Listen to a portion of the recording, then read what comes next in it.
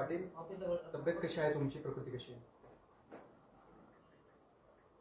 नाही यार, ते त्रास होतो, लय ऊन होतं राव, कडक दणकाच होता सगळ्याला, त्याच्यामुळे ते त्रास झाला ना पोटात, आणि त्याच्यात आग होती नाही ते.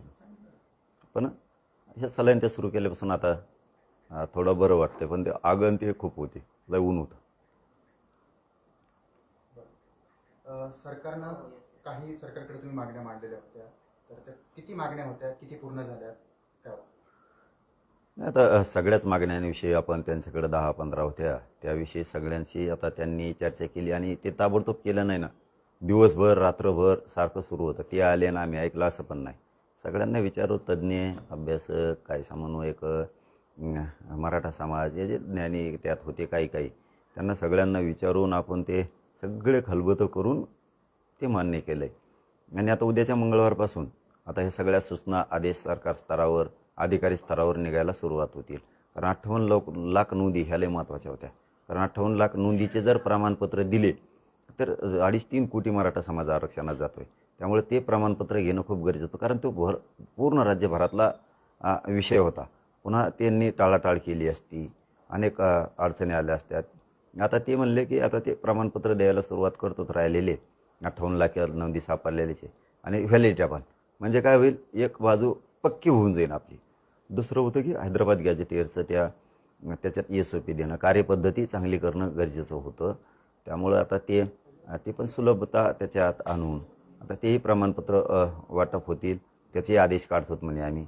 SOP सगळ्या यांना दाखवले आपण, अभ्यासकांना, याच्यात काय बदल करायचा का सांगितलं. त्यांनी पण काही सूचना होत्या, त्याच्यात काय बदल होते ते पण सांगितलेत, तेही त्यांना घ्यायला सांगितलं, आणि ते म्हणले आम्ही घेतो. आता हे मंगळवारपासून कॅबिनेटपासून आम्ही ते बदल करायला सगळी सुरुवात करतो.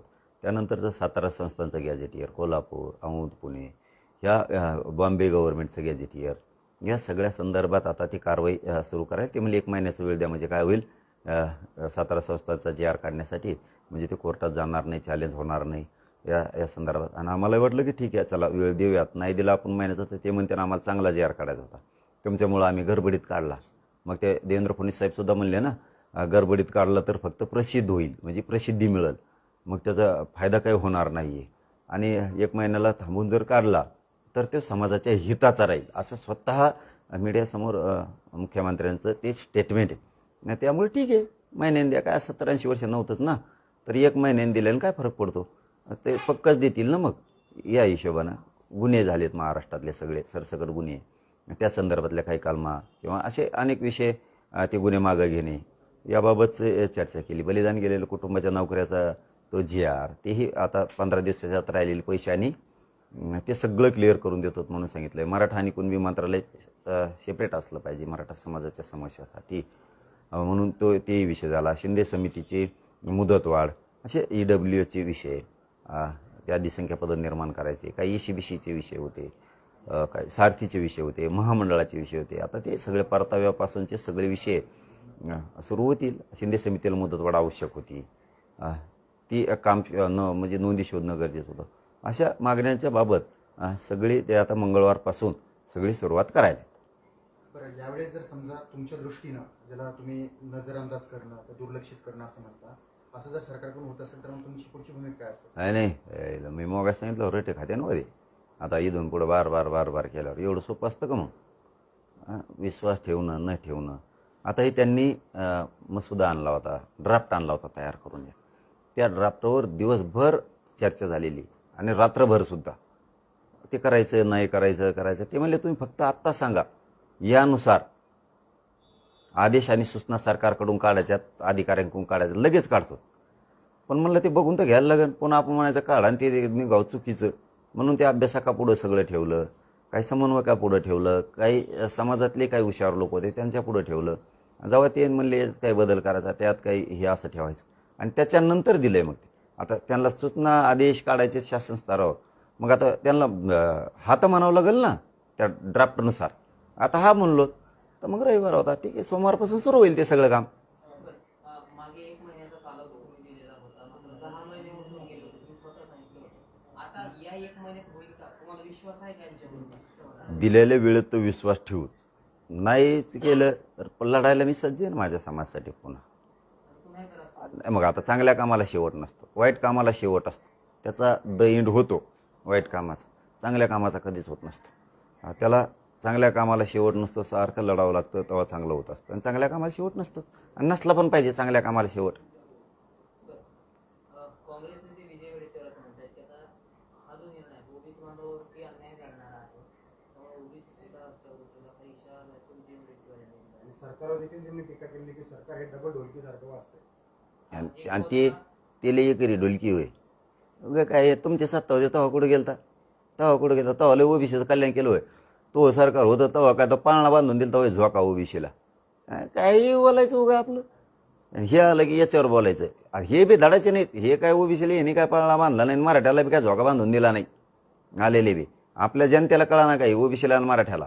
उगाच झुंजतो आपण दोघांनी मिळून, ओबीसी आणि मराठा यांनी सगळ्यांनी मिळून सरकार विरुद्ध झुंजलं पाहिजे. आणि ते आपल्या आपल्यात वाद लावून देतात, आपण सुरू आणि कच चांगलं होऊन ओबीसीचं बी मराठ्याचं बी. मी तर मराठ्याचं कल्याण करणारच आहे, मी तर पुढून येणारच आहे त्यांना. मुख्यमंत्र्यांना देखील ते असं म्हणाले की एकीकडे मुख्यमंत्री म्हणतात ओबीसी आरक्षणाला धक्का लागणार, दुसरीकडे दुसरीकडे मराठा समाजाची भूमिका मांडली. अरे मग मुख्यमंत्री, दोन्ही उपमुख्यमंत्री धक्का लावतच नाहीत ना ओबीसी आरक्षणाला. आमचं आहे ते हक्काचं देतात, आमच्या नोंदी सापडल्या ते द्यायलेत. आम्ही तर कुठं म्हणतो त्यांना धक्का लावा. त्यांना धक्का लावू नका आणि ढकलू नका. तसंच राहून दे, त्यांना लांबळी चोंबळीत धरा. पण आमच्या नोंदी, आमचे गॅझेटेर तर द्यावं लागतील ना, ते देत आहेत. ते ओबीसीवर कुठं अन्याय. आमच्या नोंदी द्यायलेत, आमच्या लेकराचं कल्याण व्हायला ना. काल तुम्ही विखे विखे पाटील पाटील मराठा समाजाला सांगतायत की मराठा आणि ओबीसी समाज एकमेकांना विरोधात उभं करून ते सत्तेची खुर्ची मजबूत करतायत असं विजय वडेट्टीवार म्हणतात. आणि तुम्ही काय केलं? तुम्ही लई फुटाने वाटत होता तुम्ही. तुम्ही ओबीसीचं वाटोळच केलं आणि मराठ्याचंही केलंच ना. आणि महाविकास आघाडीनी समजा यांच्या कोणचं होतं तेव्हा, महाविकास आघाडी नव्हती वाटतं, काँग्रेसचं सरकार होतं, त्यांनी वाटोळच केलं ना. आणि तो यासारख्या नेत्याचा भरणा केला काँग्रेसनी, मराठ्याच्या विरोधात बोंबालणाऱ्या नेत्याचा. काँग्रेसने संपायचं का तुझ्यासारख्यामुळं? आणि हे काँग्रेस सरकारनं मराठ्याचं ओबीसीचं वाटोळं केलं, आणि महायुती सरकारनं केलं मराठ्याचं बी ओबीसीचं. मराठा ओबीसीनं समजून घेतलं पाहिजे, आपण एकमेका लेकरा बाळाला साथ देऊया, विरोध करायचा नाही. आपण दोघांनी मिळून सरकारच्या विरोधात राहिलं पाहिजे जनतेनं. तुम्ही सरकारकडून राहता आणि आमच्या विरोधात बोंबालता. पण त्यांनी रस्त्यावरती उतरण्याचा इशारा दिलाय, लवकरच त्याची घोषणा देखील ते करणार. ओबीसीचं नुकसान होत असेल तर आपल्याला लढावं लागेल. आता रस्त्यावर उतरल्याचे पर्याय. रस्त्यावर उतर नाही तर तिकडं वड्यात उतर म्हणा, कुठं उतर. काल तुम्ही विखे पाटलांना एक विनंती केली की माझी आणि अजून एखादी नारपोस्ट करा. नेमकं नारपोस्ट कोणाची करावी तसंच मागणी. काय झालंय, मला वाटलं होतं बदल झाला पाहिजे प्रत्येकात, ते दिसत नाही. म्हणून तोच म्हणला होता, मी नव्हतं म्हणलं ते परळीचं, तेच म्हणलं होतं की माझी ब्रेन मॅपिंग करा, त्याची नार्को टेस्ट करा. तो विषय आता मी पुन्हा हातात घेतो. त्यांनी कोणाला घातपात करायला लावला माझा. मग आता तो काय गोळ्या औषधात याच्यात जेवणात घालणार होता, की काय दगा फटका करणार होता, हे पुन्हा तपास होऊन ते समोर आलं पाहिजे. पुन्हा तपास होऊन काय होता विषय, कोण होता, पडलेल त्या कोण जात होता, पीए त्याचा बीडवाला, त्याच्यात आरोपी एक नंबरला कोण करायला पाहिजे होतं, कोण तिसराच केला आहे, हे सगळं घेणं गरजेचं आहे. आता पण त्या आरोपींना साथ कोण देत आहे, ते कसं आरोपी होत नाहीत, या संदर्भात सगळं आता लावून धरणार आहे मी. CID पासून SIT पर्यंत या सगळ्या पुन्हा तपास त्यानं होतं गरजेचं आहे. आणि त्याच्याशी बोलणं झालंय त्या आरोपींचं. कुणी प्रत्यक्ष जाऊन बोलत होते, कुणी फोनवर बोलत होते. मग त्यो याच्यात कसं काय नाही. मग रश्मी शुक्ला ज्या पूर्वीच्या महासंचालक होत्या, त्या अजितदादा, फडणवीस साहेब हे स्वतः नागपूरला बसले होते. मग त्यावेळेस त्याचं नाव बाहेर काढलं याच्यातून. मी आता तो विषय लावून धरणार आहे आता, त्याची आणि माझी आणि त्या 3 आरोपीची. तसे त्याच्यात लय मोठे आहेत, ते सगळेच घ्यायला लावणार आहे आता. नार्को टेस्ट कसं काय होत नाही ते बघतो, कारण त्याची एकदा नार्को टेस्ट झाली की माझ्या प्रकरणात नेमका तो काय करणार होता. आता करणारा, मी पुन्हा सांगतो, मी आरोपीला तर दोष देत नाही, करणारापेक्षा करून घेणारा महत्वाचा आहे. ते काय करतो, मागून राहतोय आणि घोडे नाचल्यासारखा नाचितोय. ते त्यांच्याकडून करून घेतोय तो सगळं. आणि मग हे बी मरूच घातले जातात त्यांनी. मग अंगावर यायला त्याला एवढं सोपं आहे अंगावर यायला, इकडे लय कच्चे येतोय. त्याचं ऐकून तुम्ही मराठ्याच्या चळवळीच्या अंगावर येणार, हे करणार. त्याच्यामुळं ना यांना मी यांचं नावच नाही घेत. या आरोपीची तर दखलही घेत नाही मी, गिनीत बी नाही, बघतही बी नाही, दखल सुद्धा घेत नाही साधी तर. पण त्याला सुट्टी नाही आता.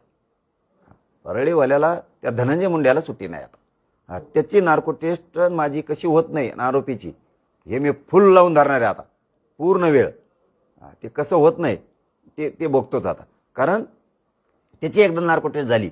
मग आंधळ्याच्या प्रकरणात काय झालं, संतोष देशमुखांच्या प्रकरणात काय होता, कसं काय येत नाही, गीतेच्या प्रकरणात कसं काय येत नाही, महादेव मुंडेच्या प्रकरणातला विषय, आणि आणखीन कुठं कुठं कुंकड धाराशिवला इकडे तिकडे कारखाने होते, त्याच्यात काय काय झालेलं आहे भ्रष्टाचार, कशात काय होतं ना, हे सगळं एकदाची त्या नार्को टेस्टमध्ये.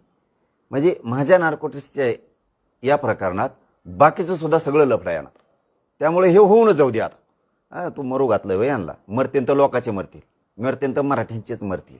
आणि तुला मजा करायची होय, लोकांचे लेकरं सोळावर देऊन तू बघतोस तू ऐकडा आता. या संदर्भात मुख्यमंत्री उपमुख्यमंत्र्यांकडे तुम्ही तक्रार करणार? SP पासून पुन्हा ही आधीच केली मी, अधिकृत पुन्हा एकदा SP-कडे करणार, स्थानिक पोलीस स्टेशनला करणार, स्थानिकला पण दोनही कमिशनरला करणार. मी मुख्यमंत्री गृहमंत्री यांना सुद्धा करणार ही तक्रार. मी जे त्याच्यात विभाग येत आहेत आणि कोर्टातून सुद्धा आणि पूर्ण ताकदीनं हे लावणार. त्याचे नार्को टेस्ट कसं काय होत नाही माझी पण ती मी आता बघणार. लोकांच्या लेकराला पुढं घालतो आणि त्यांना मरू घालतो पैशाच्या जेवावर तू. आणि तोच लोक कोणचा PA येतो, तो हा कोणचा प्रवक्ता आहे, हे सोबत हिंडत येत, कशा माहित्या पुरवित येत, कशा खोट्या बातम्या मग त्या युट्यूबला दाखवल्या जात्यात. कोण कोण भेटतं संभाजीनगरला, मंत्रालयात कोण कोण भेटतं, खाऊ गल्लीत कोण भेटतं, पुण्यात कोण भेटतंय, हे सुद्धा यांनी शिकून म्हणजे ब्रेन वॉश केलंय. आणि ब्रेन वॉश करून आरोप करायला लावायचे आणि त्यांच्या हातातून वाईट कृत्य करून घ्यायचं. हे काम बीडपासून लातूरपासून हे सगळेजण करून घेत आहेत वाईट काम हातातून. मग करून घेणारे सुद्धा हे आरोपी झाले पाहिजेत ना. ते जातीचे कोणचे असू, भले ते मराठ्याचे असू, नाही तर OBC असू, नाही तर कोणाचे असू, हे सगळे आले पाहिजे. कारण याच्यात 50-60 जण आहेत ब्रेन वॉश करणारे. कोण कसं सांगायचं, काय करायचं हे पुरे होऊन जाऊ दे. अरे बडबड करून नाही चालत रे. इकडे बी ऐकून घेतोत म्हणजे कच्चे नाही आहेत, ऐकून घेतोत म्हणून कच्चे नाहीत. कुंकड बरळायचं नाही त्यांचं ऐकून. इकडे बी कच्चं रक्त नाही येत मराठ्यांचे, पण कोणाचं तरी मायमाऊलीचं ऐकून गप्प बसत असतं प्रत्येक जण. त्याचा अर्थ तुम्ही वाफडणारच असाल ना, वाप जिरत येते आम्हाला जे. आणि इथून पुढं दुसरा मुद्दा, राज्यातले जेवढे बोलणार आहेत ना त्यांना आता तोडीस तोड जसेल तसं उत्तर मिळणार. जशाल तसं तोडीस तोड. कुंकडं बोलते काही तर माझ्या पार आईबापापर्यंत यायले. ठीक आहे, आपली वैचारिक लढाई होतो, आईबापापर्यंत येणार तुम्ही. आम्हाला माहिती आहे मग तुमचं बाटलाचेच उसं होते तोडायला. तुम्ही कसं पात्रात पडत होतात, आम्ही त्या भाषेत काढणार आहेत, 100% काढणार आहे आता त्याच भाषेत. नाही काढलं तर मग आम्ही नाव बदलून ठेवा, तुम्हाला ज्या त्या भाषेतच आता काहीतरी ऐकायचं त्याचं. त्यांनी त्या खरकाट्यानी 5-6 जण उभा करून ठेवले आणि ते वच वच वच वच बुळबुळ बोलते. त्यांना वाटतं आम्हाला बोलताच येत नाही. अरे आपल्या डायरीतले डेंजर शब्द आहेत, इतके भयान काढील. त्याला जातीशी कोणी तोलायचं नाही, त्यालाच असेल तसं उत्तर मिळणार. हे काय करतात मग, अंगलोट आलं जातीला जोडीत येत, आमच्या जातीला असं असं म्हणले, भंगार म्हणले. जातीचं काय समज, त्यांना म्हणलो का ओढू नका. जिथलं तिथं ज्याला त्याला आता उत्तरं मिळणार आहेत जशा त्याच भाषेत. मग ते कुणी पण असो राज्यात. आता आंदोलनात होतो, नको बाबा समाजात लेकराचं आमच्या वाटोळ होईल म्हणून आम्ही ते 2-2.5 वर्ष असं धुवूनच काढले. आता आम्ही धुवून काढतो.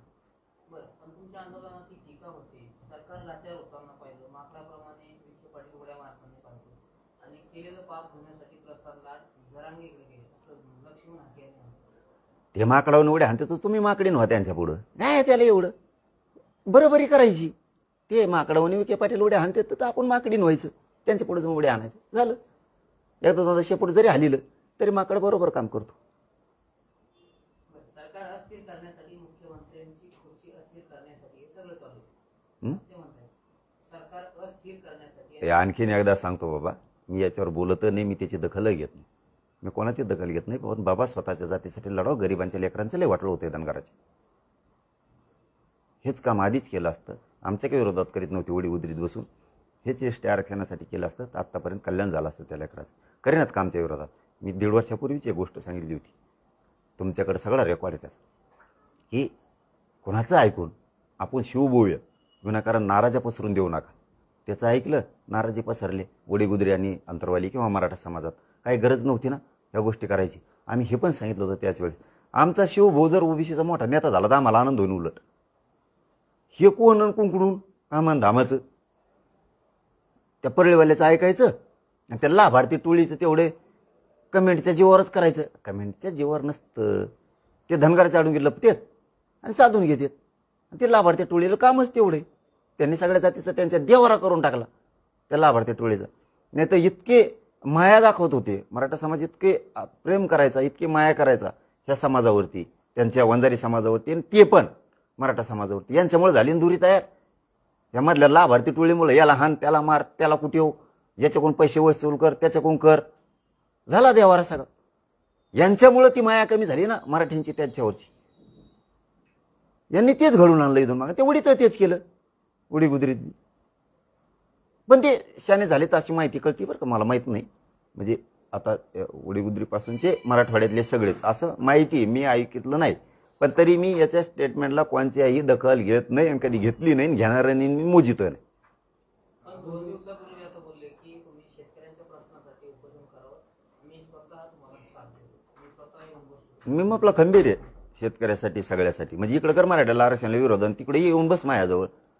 हे दुकानदार असलं नसतं, माणसं नाही लढावस स्पष्ट मराठ्याला इकडे विरोध करायचा आणि माझ्या संग येऊन बसायचा. मी एवढा कच्चा शेतकऱ्यासाठी मी खंबीर आहे.